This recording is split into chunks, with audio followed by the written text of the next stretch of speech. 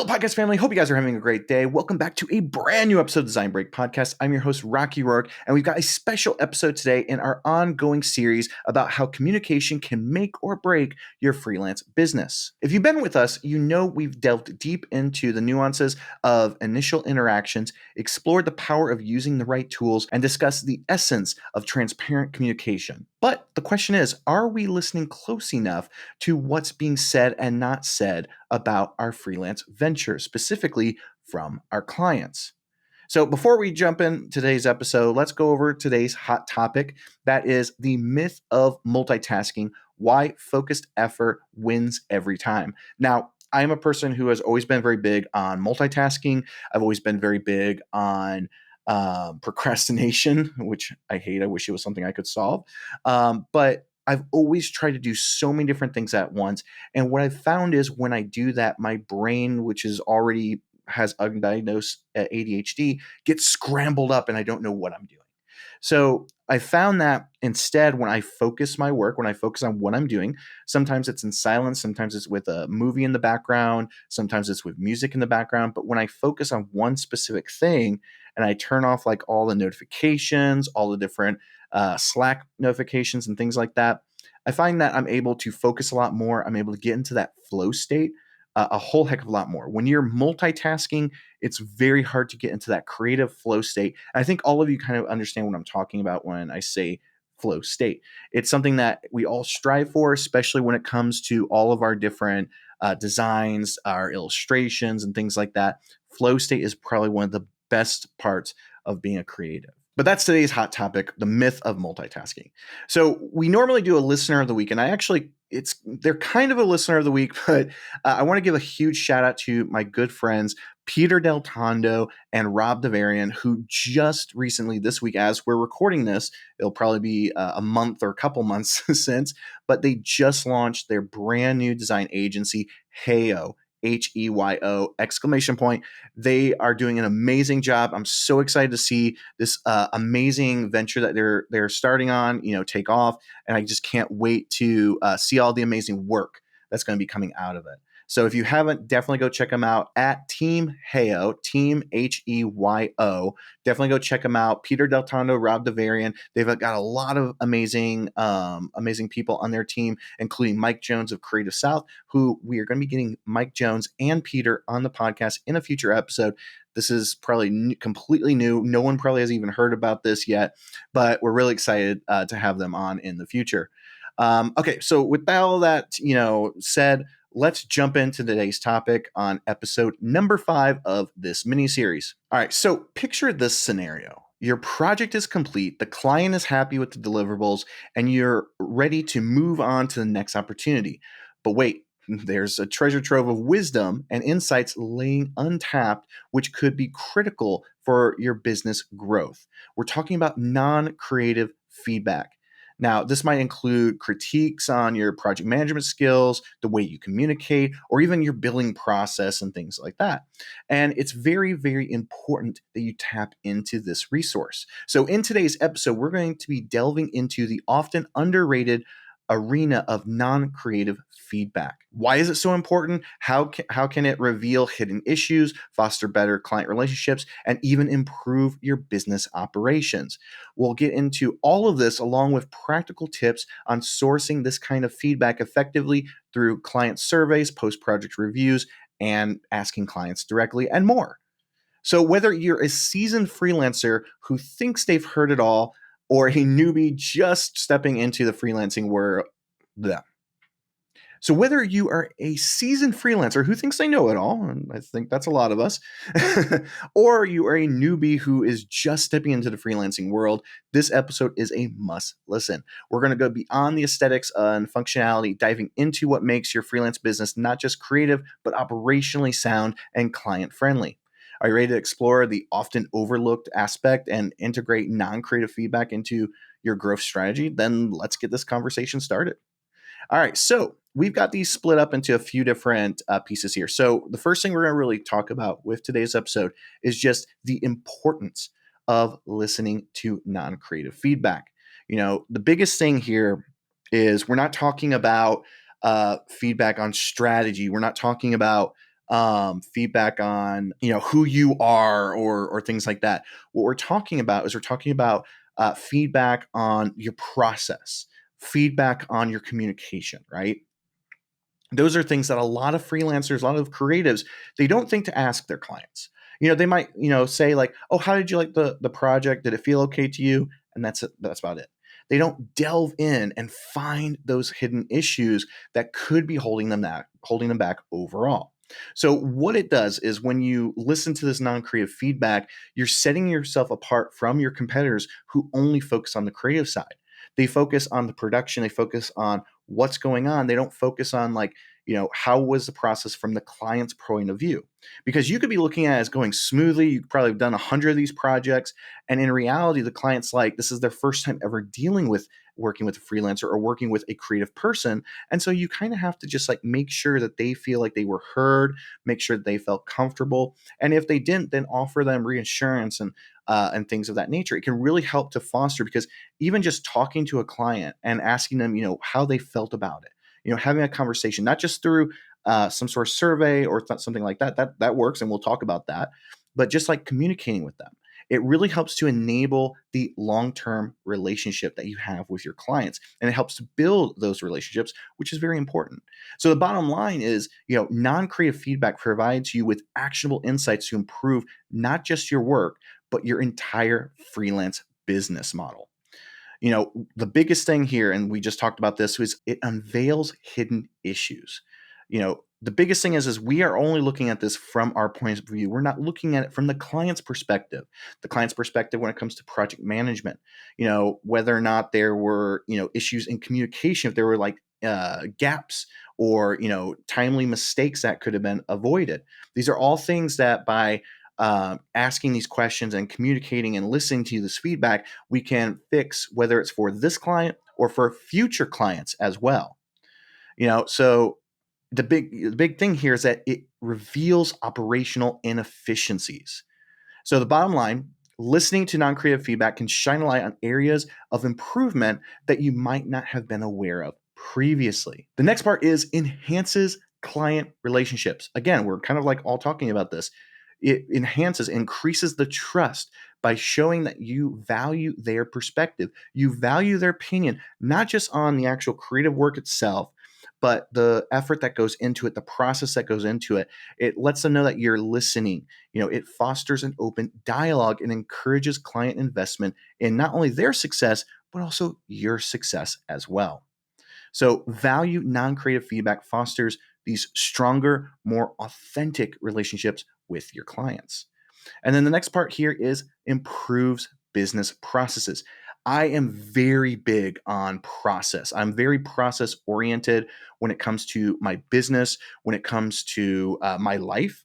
And so, one thing that I do a lot of is I write SOPs, standard operating procedures, for not just how me and my team work on things, but also how we work with clients. And also, for instance, I'm actually about ready to start writing a few SOPs over the next couple of days for a new engagement that we're having with a client, to kind of like put the process in stone so you can see, like, okay, this is how each one of these engagements, each one of these projects are going to go from start to finish, how much time we're going to allocate to them per week, these projects per week. And so that way they can know and see in a solidified place what the process is. And this is something I heard from a client, from that client in particular, where they didn't really understand the process of how these types of intakes are going to go.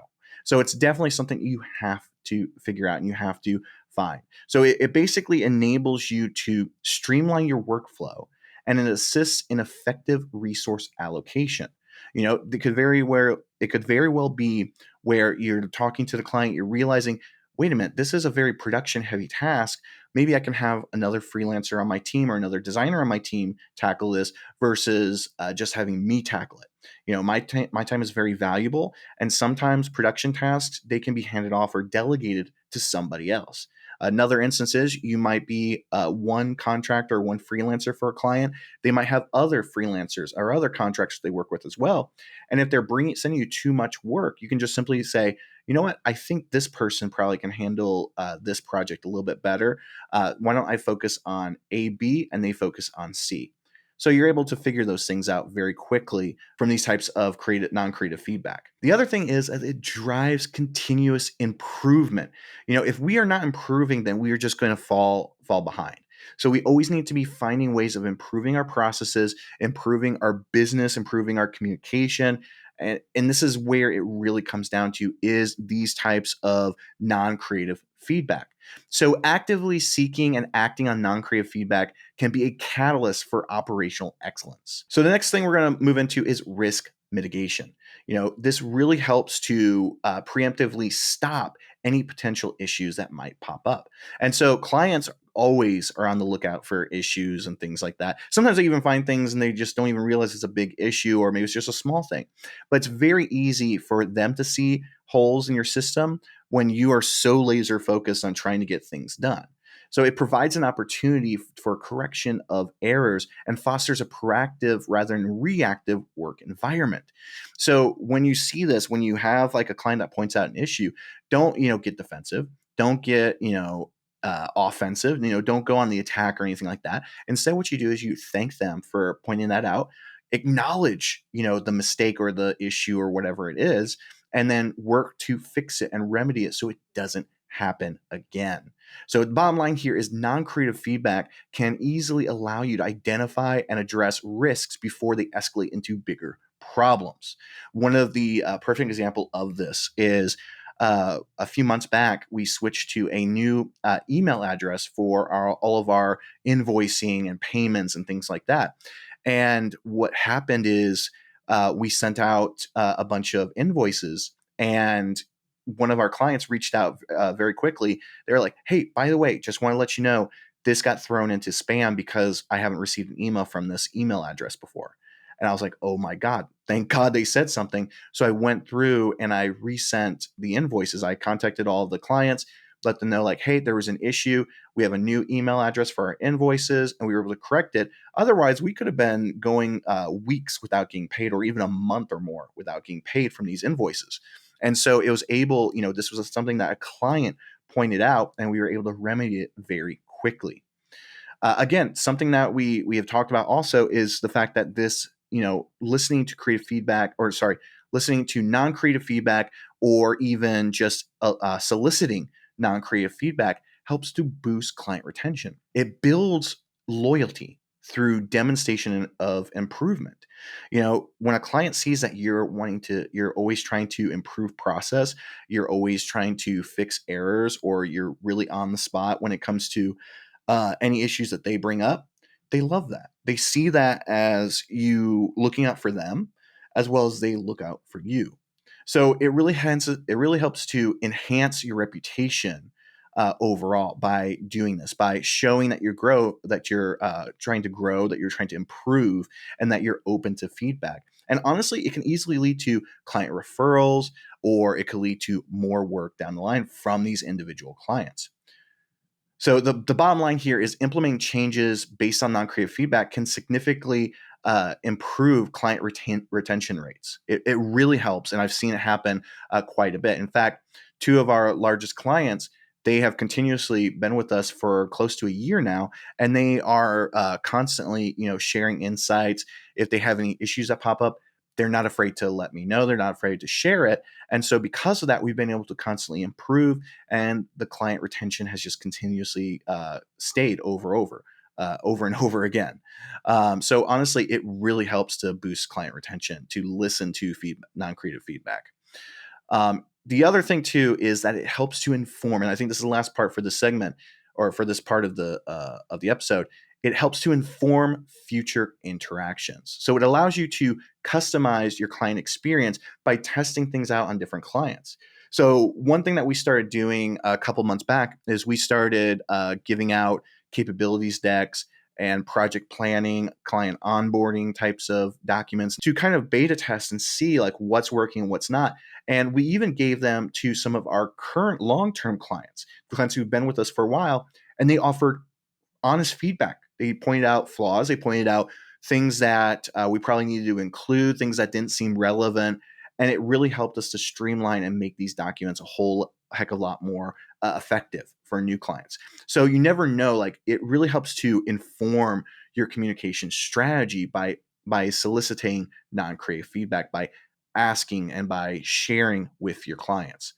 It helps to guide not only project planning, but it helps to guide project management. It helps to guide just like client relationships. So much. It really helps in so many different ways. So now let's actually talk about how to source non-creative feedback, or how to solicitate non-creative feedback. Now, the first one that really comes to mind is client surveys.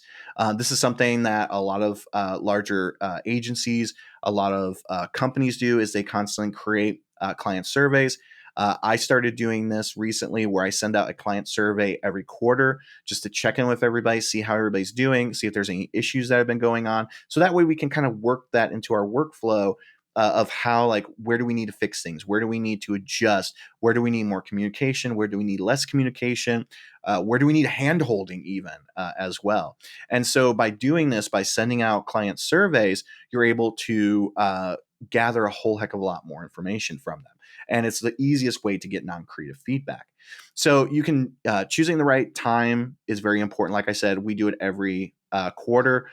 Some people do it twice a year. Some people do it after every single engagement, and that's perfectly fine. Is by doing that, use a mix. And that's perfectly fine. Like, you can go through and you can send them at whatever interval you feel is right for you. The more you send it, though, the more or less likely you're going to get really concise feedback from clients. So doing it once a quarter or twice a year is probably the best time in order to reach out to clients, or after your projects. But we'll go into that in a little bit.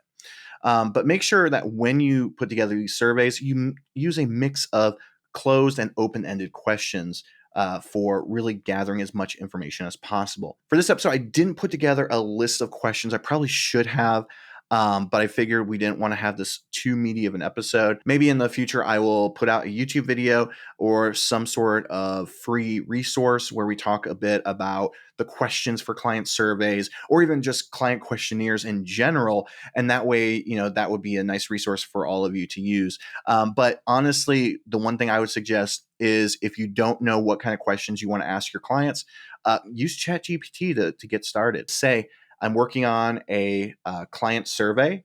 I am a freelancer who works on these types of projects.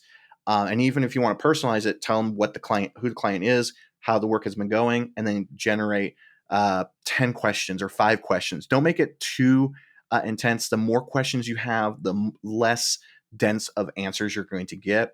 But if you want to get as much detailed information as possible, probably limit to maybe 5 questions. I think that would be all you would really need.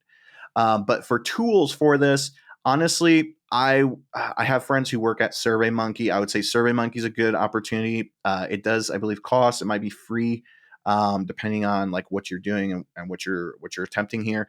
Honestly, I would just use Google Forms. That's what I use for all of my client surveys, my questionnaires. It's very easy to use, and you can get the information very quickly from them. The only problem I ever have with Google Forms is I don't always get notified when someone has filled out a questionnaire or filled out a survey.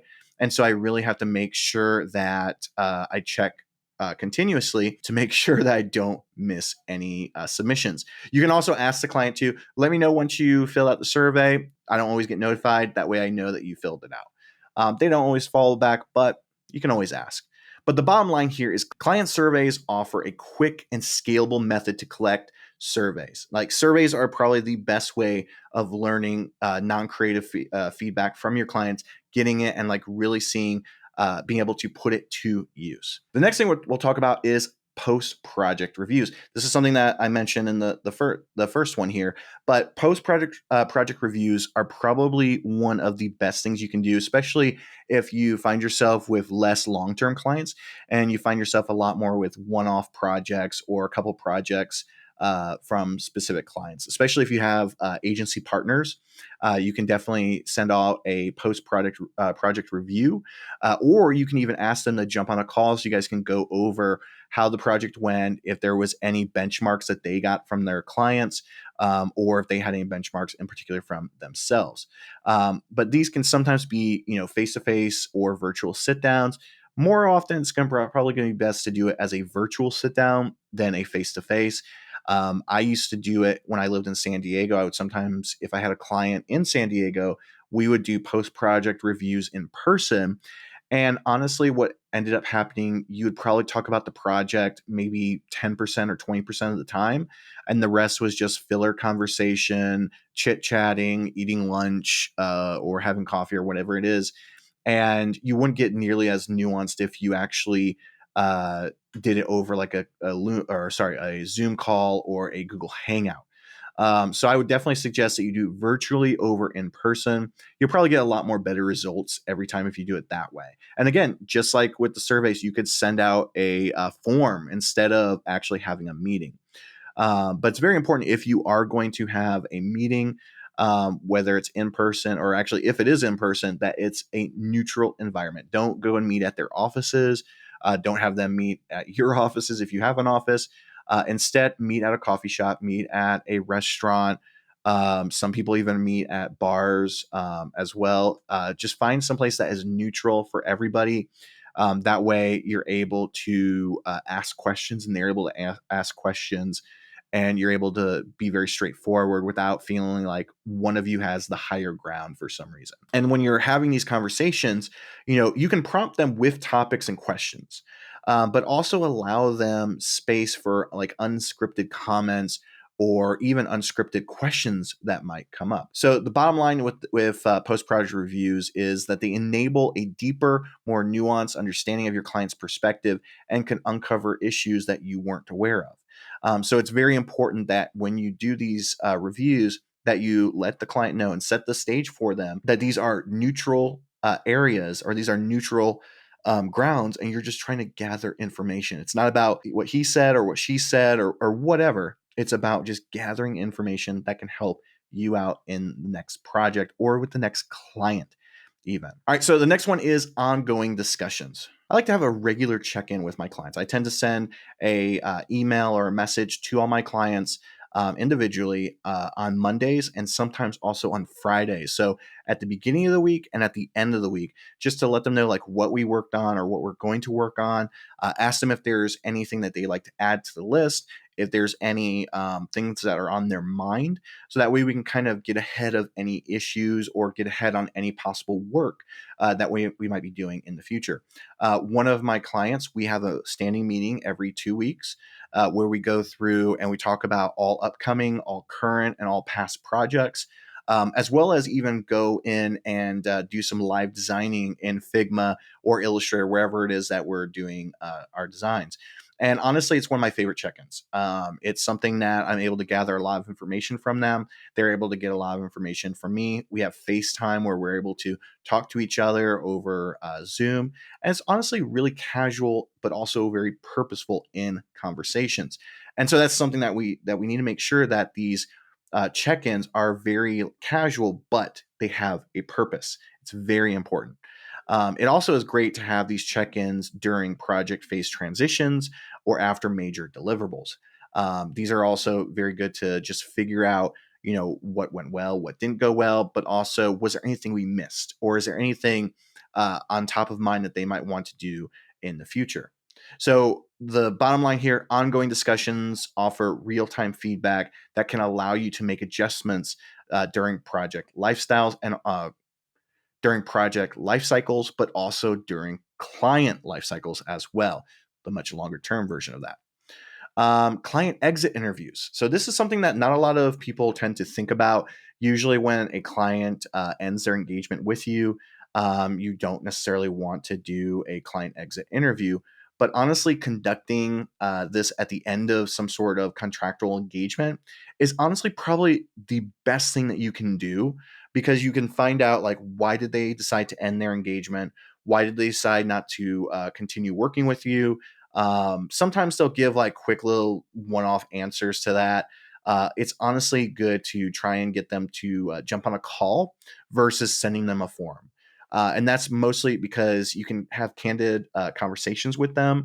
and you can find out, like, is there negative feelings on their side? Was there anything that you did wrong? Was there anything that you could have done better? Those types of conversations. So it's very important that you, if you especially have long-term clients who have been working with you for 3 months, 6 months, a year or more, if they do decide to end the engagement, have a client exit interview and find out if there was anything you could have done to fix things or to keep things going. That way, it's, you're not trying to get that client again. What you're trying to figure out there, is there a way that you can mitigate that for the next client or for one of your current clients? So that way there's no issues moving forward. And so that brings us to the close of yet another insightful episode of Design Break Podcast. I'm your host, Rocky Roark, and today we dive deep into the transformative power of non-creative feedback. It's honestly not something that is very fun to talk about. It's probably kind of boring. So I do apologize if somebody fell asleep during the listen of this, but it's very, very important for your freelance business that you not only listen to non-creative feedback, but you are constantly working towards getting non-creative feedback. That is probably the most important thing. Creative feedback, everybody has their own style. Everybody has their own thoughts. Everybody has their own likes and dislikes. That's fine. Everybody's going to be different. But with non-creative feedback, you are looking more into the background. You're looking at making sure that your process is good, that your project management is golden, and especially your communication is good to go. So remember, listening to non-creative feedback isn't just about addressing client concerns. It's about fostering a culture where continuous improvement and client satisfaction are paramount. It's an invaluable asset to mitigating risk, retaining clients, and elevating the quality of your future interactions. Before we wrap up, let's talk about what's coming up next on this mini series. The 6th episode of the series, the final episode of this series, will be coming out next week, and we are set to dive into post-project communication. So how do you keep that relationship with your client thriving even after the project is complete? You want to get more referrals. You want to keep them coming back for more. How do you do that? Stay tuned for next week and find out. But if today's episode struck a chord with you, please consider sharing it with a fellow freelancer or small business owner who could benefit from these insights. As always, we value your input, so please feel free to drop us a comment or shoot us a DM with your questions, feedback, or even topic suggestions for future episodes. Thank you all so much for being a part of this educational journey. Your engagement fuels our mission to provide actionable strategies for the freelancing community and the design community as a whole. Until next time, please keep pushing the boundaries and striving for excellence in all that you do.